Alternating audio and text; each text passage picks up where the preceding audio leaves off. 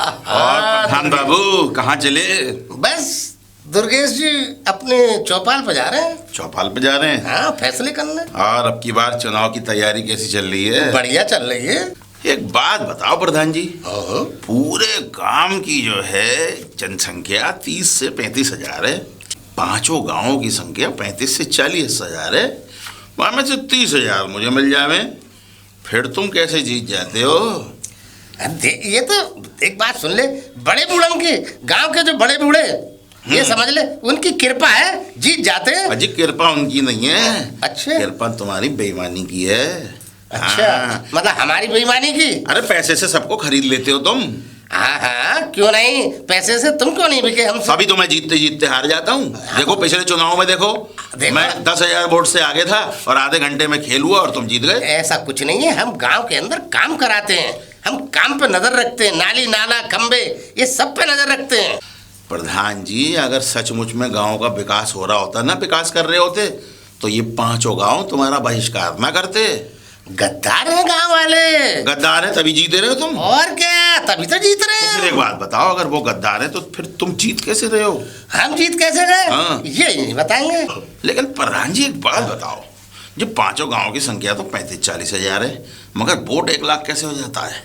हाँ, देखो दुर्गेश बाबू, यही तो हमारा कमाल है, ये हमारा कमाल है। ये कमाल तो तुम्हारा हम समझ रहे हैं और देख भी रहे हैं। नहीं, तुम अभी समझ नहीं रहे हो। अरे समझ गए होते तो तुम हमारे साथ जुड़ गए होते। हो सकता है इस बार समझ जाएं तो इस बार प्रधान हम ही बने। ये तो तुम सपना, तुम वो क्या हवन करा रहे हो ना, तुम ऐसा करो, पूरे गांव के नाम का हवन नहीं, तुम अपना भी साथ में करा लो, तो ये सपना सपना ही रहेगा तुम्हारा। लेकिन इस बार प्रधान जी, इस बार तुम्हारी नहीं चलेगी। इस बार चुनाव बहुत अच्छे तरीके से होगा और मैं दिल्ली जा रहा हूँ। दिल्ली? हाँ। क्यों? ये तो जब पता चलेगा, जब चुनाव आएगा कि मैं दिल्ली क्यों गया। अच्छा। हाँ, ये जो तुम करते हो ना तिगड़मबाजी, ये सब हाई कमांड को बताने जा रहा हूँ।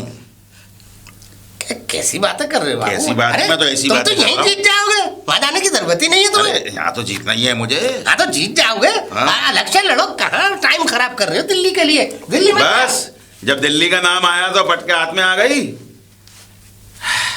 प्रधान,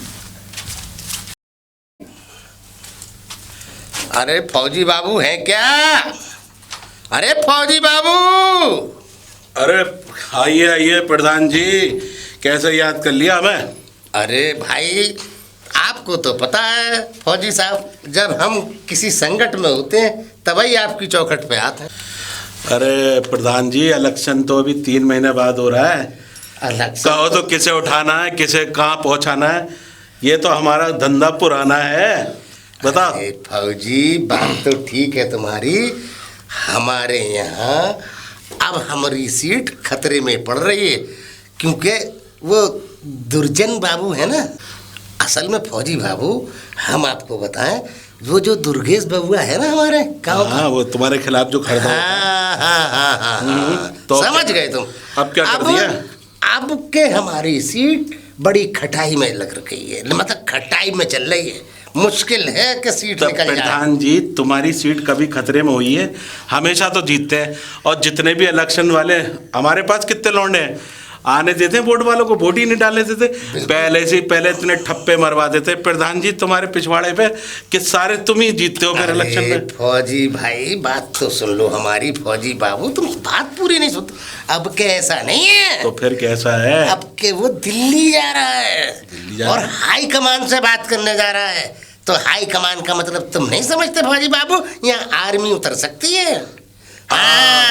तो प्रधान जी, दुर्गेश बाबू दिल्ली जाकर तुम्हारा पूरा हारने का बंदोबस्त कर रहे हैं। अब आ गई ना, आ गई समझ में तुम्हारे। अब तुम हमारे पास इसलिए आए हो क्योंकि हम दुर्गेश बाबू को दिल्ली जाने से रोक दें। अरे क्या बात है फौजी, यही बात। अब इसमें तो तुम्हें पता है, देखो दुर्गेश बाबू है ईमानदार, गांव का बच्चा बच्चा उनके साथ खड़ा रहता है, और तुम ठहरे 1 नंबर के बेईमान। मैं बेईमान नहीं, तुम हमें पैसा दे के, गुंडाई करा के पैसा सब जीत जाते हो इलेक्शन। और ये सेटिंग करके देखो, हमने 3-3, 4-4 बस दूसरे गांव से मंगाते हैं और वोट डलवा देते हैं सारे गांव के। तो फौजी बाबू हम भी तो तुम्हारे मुंह भर देते हैं गड्डियों से, खाली मेहनत तो नहीं कराते। ये बात तो सही है, लेकिन एक बात बताओ, अब दुर्गेश बाबू का इलाज करने के लिए अरे विपक्ष चाहिए कि ना चाहिए? एक आदमी नहीं जा पाएंगे।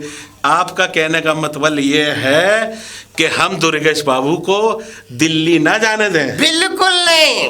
और मैं तो चाहता हूँ कि जब इलेक्शन का वक्त हो ना, तो बस उसको ज्यादा नहीं 15 दिन पहले, मतलब जो नॉमिनेशन क्या कहते हैं वो, नॉमिनेशन, हाँ, वहां से पहले अपहरण कर लेना है, जो वो वहां जा ही ना सके। जानी के कलेक्ट्री में जाकर वो अपना पर्चा ना भर सके। बस बस बस, वाह वाह वाह वाह। 3-4-6 दिन बाद छोड़ दो, कोई दिक्कत नहीं है, फिर पर्चा की डेट निकल जाएगी। तो ठीक है प्रधान जी, बा के लिए कम से कम 5 से 10 लाख रुपए का इंतजाम करना होगा। फौजी पैसन की तो तुम बात ही मत करो, पैसा तो ये समझ लो हमेशा तुम्हारा मुंह भरते आए, आपके मुंह ही नहीं भरेंगे, आपकी जेब भरेंगे दोनों। तो जाओ आराम से सो, हम दुर्गेश बाबू से बात कर लेंगे। ठीक है फौजी, क्योंकि इलेक्शन तो तुम ही जीतोगे। इस गंगापुर में सिर्फ एक ही प्रधान रहेगा, प्रधान दीनदयाल। क्या बात है। अरे दुर्गेश बाबू हते का? फौजी आए, फौजी। राम राम भाभी, राम राम। और बताइए कैसे? और भाभी एक बात तो है, दिन पर दिन चमकती जा रही हो आप। क्या बात है? दुर्गेश बाबू कौन सी चक्की का आटा खिला रहे हैं? बस अपने खेत का ही खा रहे हैं हम। आप अपने खेत का खाओ तो सही है, दूसरे के खेत से क्या मतलब है भाभी? आदमी को अपने ही चीज पे ज्यादा भरोसा करना चाहिए, अपना खेत, अपना खलियान, सब पे। क्यों भाभी? हाँ सही बात है। तो कहाँ गए दुर्गेश बाबू? अरे वो चुनाव ऑफिस गए हैं ना। हाँ भाभी, आजकल तो मैंने देखा 3 महीने बाद इलेक्शन है। हाँ। और हर बार तुम्हारे पति खड़े हो जाते हैं वो दीनदयाल के खिलाफ, और हर बार बुरी पटकनी मिलते हैं। अब क्या करें, वो तो अच्छे के लिए खड़ा हो रहे हैं, लेकिन वो है ना दूसरे वाले प्रधान जी, वो तो बेईमानी ही करते रहते हैं, पूरे गांव में घोटाला करते रहते हैं। मैं पहले कह रहा था, ये प्रधान जो है दीनदयाल बहुत पैसा है। हाँ मतलब बेईमानी से जीतता है। हाँ वो तो है ही, आपको भी पता है। हाँ ये तो हमें भी पता है कि वो बेईमानी से जीतता है, लेकिन हम तीसरी बार जब इलेक्शन हो रहा है भाभी, तो हम फिर चाह रहे हैं कि वही जीते। कौन? अरे अपना दीनदयाल प्रधान जी, दीनदयाल सिंह। अरे अभी भी आप वही चाह रहे हैं? अरे तो क्या करें, देखो एक ही चीज है, विकास का नाम एक ही है, इसका ना तुम्हें क्या मतलब है? तुम्हें तो बस, हम तो आपसे ये कह रहे हैं कि दुर्गेश बाबू से कहो कि 4-5 लाख रुपए लेके बैठ जाएं। अच्छा हाँ। प्रधान ही ना लड़े वो? ना ना ना भाभी, अच्छा जी। भाई प्रधानी लड़ने से क्या फायदा? देखो तुम्हारी कम से कम 30 से 40 बीघा जमीन थी, और 30 से 40 बीघा जमीन जो सिमट के सिर्फ 11 बीघा है गई है। हाँ, किस लिए? सिर्फ 10-15 साल में बेच बाच के। और दुर्गेश बाबू की समझ में नहीं थी, मास्टर जी थे, उन्होंने बड़ी मेहनत करके उनके पिताजी ने बनवाई, और आज देखो दुर्गेश बाबू धनाधन लुटाए जा रहे। अरे क्या जरूरत है, क्या जरूरत है ये तो सही कह रहे हैं इलेक्शन लड़ने में? सही कह रहा हूँ। हाँ। इसीलिए कह रहा हूँ भाभी, दूसरा प्रधान पैसे देने के लिए तैयार है। अच्छा कितने देने के तैयार हैं? अरे 5 लाख बोलो, 10 लाख बोलो, दे दे। तो ये तो बात उनसे ही करनी पड़ेगी, भैया आ जाएंगे। देखो एक काम करो, किसी के समझाने पर ना, लेकिन आदमी पत्नी की भाषा बड़ी अच्छे से समझता है। बात सही है। आप उनको समझा दो भाभी, 5-10 लाख रुपए में 1-8 लाख रुपए के गहने आपके भी बन जाएंगे। अच्छा हाँ, हम बात अगर आ जाए बातों में तो बिल्कुल।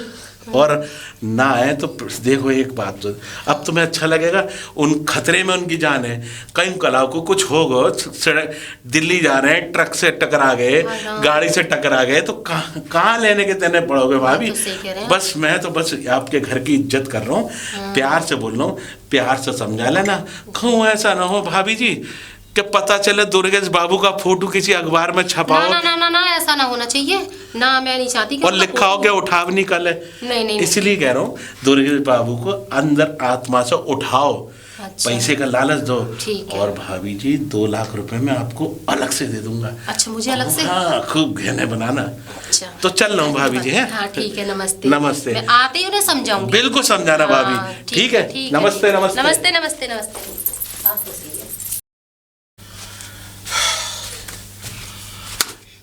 अरे रुक्मणी, रुक्मणी। अजी आप आ गए? आ गया। क्या हुआ? तो मैं पानी वानी लेके आती हूँ आपके अरे लिए। अभी रुको रुको भाई, बीएलओ ऑफिस से आ रहा हूँ, बड़ी भीड़ थी। अच्छा। ये चुनाव का जब दौर आता है ना, सर दर्द हो जाता है। हाँ ये तो है, लेकिन एक बात बोलूँ मैं आपसे, बुरा ना मानो तो? भाई मैं क्यों बुरा मानूंगा, बोलो। क्यों आप इन झंझटों में पड़े हुए हो? झंझट? और क्या। जो जमीन हमारे दादा परदादा ने दी, चुनाव क्यों लड़े जाते हैं? उसकी रक्षा के लिए, उसकी विकास के लिए। तुम क्या चाहती हो? तुमने कोई रक्षा कर पाई? खेत और बेच दिया तुमने। 30 बीघा खेती थी तुम्हारे बाप दादाओं की, उसकी रक्षा तो करना पाए, बेच बेच के 11 बीघे क्या बात कर रहे हो रुक्मणी? और क्या सही बोल रही हूँ इसमें? क्या मैं बुरा बोल रही हूँ? तुमसे जब भी सही बात करता हूँ ना, तुम ये जली कटी भाषा मुझे मत बताया हाँ करो। जली घटी नहीं, मैं वैसे सही कह रही हूँ। क्या फायदा इन झंझटों में, इन झमेलों में पड़ने का, बेफालतू के। मुझे तुम तो क्या पसंद चाहती हो, मैं हाथ में हाथ धर के घर पे बैठा रहूं? अरे मैंने कब बोला हाथ पे हाथ रख के बैठो? कुछ और काम करो, जरूरी है तो चुनाव ही लड़ो। उससे क्या मिलेगा हमें? उससे क्या मिलेगा? हाँ उससे मुझे मन की शांति मिलेगी, गांव में विकास कराऊंगा, स्कूल खुलवाऊंगा, छोटे छोटे बच्चों के लिए गाय भैंस ये सब, इनके लिए तबेले बनवाऊंगा, बहुत से काम मैं करूंगा। एक बात बोलूंगी, उससे भी आपके मन को शांति मिलेगी। बताओ। वो है ना प्रधान, उनके यहाँ से पैगाम आया है। प्रधान के यहाँ से? हाँ। प्रधान के यहाँ से क्या पैगाम आ गया? हमें 10 लाख देने के लिए तैयार है, हम ना चुनाव लड़े तो। तुम हमेशा लालची रही। इसमें लालची की क्या बात है? 10 लाख देकर वो गांव को खरीदना चाहता है, उसके बाद कितना पैसा कमाता और काम क्या करवाता गांव में। मैं अगर क्या जीत कर गया तो लिया? गांव में विकास। अरे भाई एक बार जीतने तो दो, फिर देखना मैं क्या करता हूँ। मैं देखती चली आ रही हूँ, 30 से 11 रह गया, अभी जीत ही रहे हो आप। भाई मैं नहीं चाहती कि आप चुनाव पे खड़े हो, और मैं भी नहीं चाहती कुछ देखो, उल्टा सीधा हो। औरत होती है ना, वो मर्द का हथियार होती है, लेकिन तुम तो उल्टा बात कर रही हो। उल्टा नहीं कर रही हूँ मैं, वैसे सही बोल रही हूँ, क्योंकि आप इतने दिन से मतलब हर 5 साल बाद चुनाव पे खड़े होते हो, तो 30 बीघा जो भी थी ना तुम्हारे बाप दादाओं की, उसे बेच बेच के तुमने तो 11 बीघा कर दिया। खरीद तो पाई नहीं। तुम जानते हो मैं बेचते ही चुनाव चले में जा क्यों रहे हो। हारता हूँ? क्योंकि सामने वाली पार्टी बेईमानी पे उतर आती है। आपको कैसे ये उम्मीद हो गई कि सामने वाली पार्टी फिर बेईमानी अरे नहीं मैं दिल्ली करेगी? जा रहा हूँ हाई कमांड के पास, इस बार बेईमानी नहीं होगी। एक बात बताऊं, हाँ। जब वो हमें 10 लाख देने के लिए तैयार है, तो क्या इसका भरोसा वो उसको भी खरीद सकता है? किसको? जहाँ से आप आ रहे हो। हाई कमांड नहीं खरीद सकते। अरे आज के जमाने में सब बिकता है। जी तुम दुर्गेश भैया। सकटुआ। हाँ भैया। आजा भाई, आजा अंदर, आजा आजा आजा आजा। राम राम भैया। राम राम भाभी। राम राम। कहाँ से आ रहा है भाई? और और बड़ा देवर जी खुश कैसे नजर हो? आ रहा। खुश क्या भैया, बस काम से गया था। वही पिताजी, आपको तो पता है कि मेरा नाम उस वसीयत में है, लेकिन मेरे पिता के मरा साबित ही नहीं कर पा रहा मैं, तो वो जमीन बिक नहीं पा रही है मेरी। भैया वो ऐसा है, मैं जब भी कचहरी जाता हूँ ना, वो जमीन को क्या कहते हैं बेचने के मन से, वो क्या कहते हैं, वो तो कचहरी में मुझसे मना कर देते हैं और कह देते हैं कि प्रधान पे लिखवा के लाओ। अब प्रधान के पास जाता हूँ तो प्रधान लिखने से इनकार कर देता है। देखा तुमने, देखा तुमने? उसी क्या प्रधान के देखना बारे में बात कर है? रहा ये हूँ। पढ़ा लिखा होता तो कुछ जानता तो अरे- कुछ कराता। अनपढ़ है, अनूंगा अरे के। तो यही तो मैं कह रहा हूँ, मैं जीत के गांव में स्कूल खुलवाना चाहता हूँ, ताकि जो छोटे छोटी पौध, छोटे छोटे बच्चे पढ़ लिख कर कुछ कर सकें, ताकि कोई आने वाली पौध इस सकटुआ की तरह ना हो, जो बेचारा देखो अपनी जमीन नहीं बेच पा रहा है। और ये प्रधान, इस प्रधान को तो बस एक बार चुनाव जीत जाऊं। भैया हमने तो हमेशा से दुआ ही की है, ऊपर वाले से बस यही फरमाइश की है, कि यही ख्वाहिश की है कि आप एक बार जीत जाओ तो कम से कम इस गांव का कुछ भला हो पाए। सकटुआ तो चिंता मत कर, बस इस बार चुनाव में मेरा साथ दे। पर और मुझे भैया क्या पूरी उम्मीद करेंगे? है मैं जीतूंगा। भैया आप अपनी जगह सही हो, लेकिन वो प्रधान बेईमान है, और इधर वो फौजी उसके संग खड़ा रहे।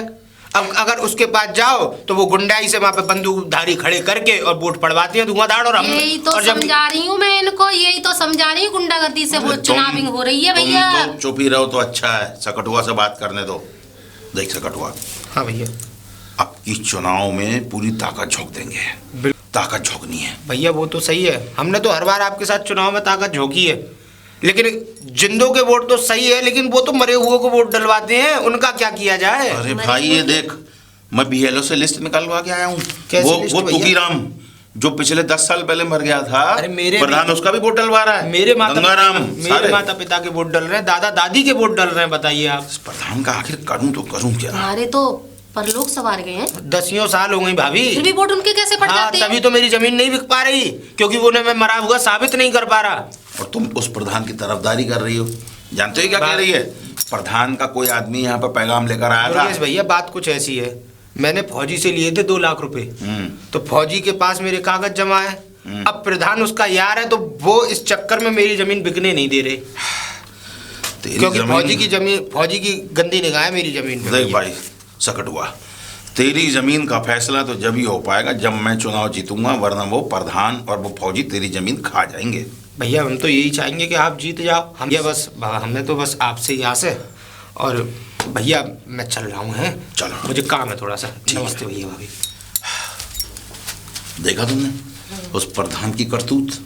और ये तो एक है, ऐसे गांव में 5 गांव हैं, जाने कितने लोगों को परेशान करके रखा होगा। और तुम चाहती हो कि मैं 10 लाख रुपए लेकर अपना हाथ पीछे कर लूं ताकि इस बार वो फिर चुनाव जीत जाए और फिर वो इस तरीके की हरकतें करे? ये बात तो आपकी कहीं तक ठीक है, लेकिन इन लोगों के चक्कर में जैसे कि ये सड़क पे आ चुके हैं ना, अब हमारा ये 11 बीघा खेत बचा हुआ है और ये घर मकान बचा हुआ है, अगर ये भी बिक गया तो हम सड़क पे आ जाएंगे, फिर हम कैसे रहेंगे, कहाँ रहेंगे, क्या करेंगे? देखो मैं जानता हूँ तुम क्या सोच रही हो, बस आखिरी मौका दे दो मुझे। अगर मैं इस बार चुनाव नहीं जीत पाया तो फिर भविष्य में कभी चुनाव नहीं लड़ूंगा, लेकिन इस बार मेरा साथ दो। गाँव में निकलो, जितनी भी महिलाएं हैं 5 गाँव में अपना एक ग्रुप बनाओ और उनको बोलो कि मैं खड़ा हुआ हूँ, दुर्गेश खड़ा हो रहा हूँ, और जीत गया तो उनके लिए बहुत कुछ करूंगा।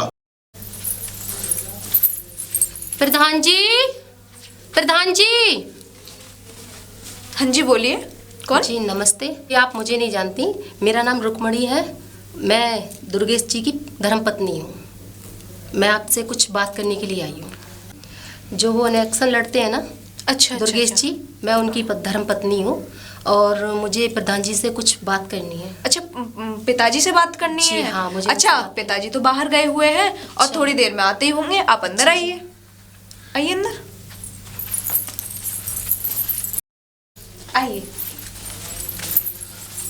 आइए बैठिए आप। जी, आपने अपने बारे में नहीं बताया, आप कौन? अरे अच्छा, मैं ना प्रधान जी की बेटे की बहू हूँ। अच्छा जी। हाँ। आप बैठिए यहाँ पे, मैं आपके लिए चाय बना के लेके आती हूँ। अरे चाय वाय छोड़िए, आप बैठिए, मैं तो चाय पी के ही आई हूँ। आप बैठिए यहाँ पे, जब तक वो नहीं आ रहे तो आप बैठिए। अच्छा, पिताजी का इंतजार करूंगी। हाँ, आप बैठिए। कोई बात नहीं, मैं चाय तो बना के लेके आ जाऊँ, आप आई हो पहली बार। अरे कोई बात नहीं, आप बैठिए। अच्छा, मेरे से बातें करोगी? हाँ जी। वैसे पिताजी से क्या बातें करने के लिए आई थी आप? पिताजी से बातें क्या, ऐसा है ना, मेरे जो पति है ना दुर्गेश जी, तो वो चुनाव लड़ने के लिए बोल रहे हैं। अच्छा। हाँ, और मैं चाहती हूँ वो चुनाव ना लड़े तो अच्छा है। अरे आप क्यों चाहती हो? अरे उन्हें लड़ना चाहिए। वो आपकी बात सही, लड़ना चाहिए, अच्छी बात है, लेकिन ऐसा है ना, वो हमारे बुजुर्गों की 30 बीघा जमीन थी ना, बुजुर्ग जो आपके अच्छे बड़े बूढ़े थे। हाँ, तो उनकी उन्होंने जमीन बेच के वो 11 बीघा पे तो आ गए हैं।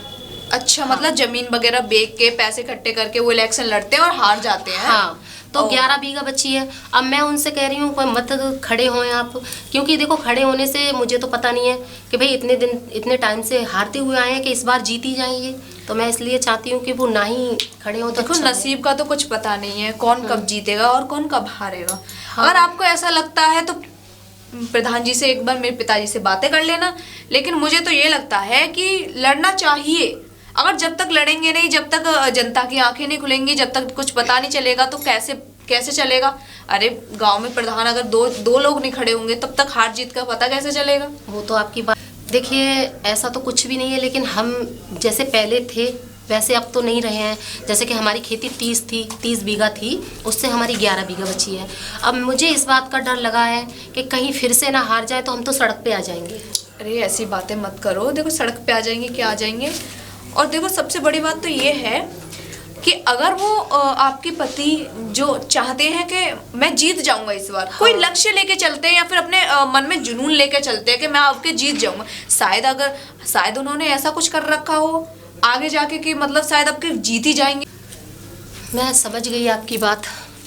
समझ गई मतलब? जी, कि मेरे पति खड़े हों और आपके ससुर जी, मेरे ससुर जी मतलब आपके पति खड़े हों, मेरे ससुर जी जीत जाए? नहीं, मैं ऐसा कुछ नहीं चाहती। मैं तो आप बता रही हैं तो मैं उसी तरीके से आपको बता रही हूँ। मेरा कहने का वो तात्पर्य नहीं था। फिर बस मैं तो बोल रही थी अगर आपके पति चाह रहे हैं कि मैं खड़ा हो जाऊं। अगर आप चाहती मेरे पति खड़े हों तो आप मेरे सपोर्ट में रहेंगी? हाँ बिल्कुल सपोर्ट में रहूंगी मैं तो चलो, एक आपसे भी आस मिली, तो वो कह रहे हैं खड़े होने के प्रधानी पे चुनाव लड़ने के लिए, तो ठीक है, एक बार और देख लेती हूँ। मैं भी देखती हूँ उनका मन जीतता है वैसे तो मैं नहीं चाहती थी कि वो चुनाव पे खड़े हों, प्रधानी लड़ें, लेकिन अब आपके ससुर जी आए ना, तो उनसे बोल देना कि मैं आई थी, उनसे मुझे कुछ बात करनी है, ठीक है? ठीक है। हाँ ठीक है, मैं चलती हूँ। नमस्ते। नमस्ते।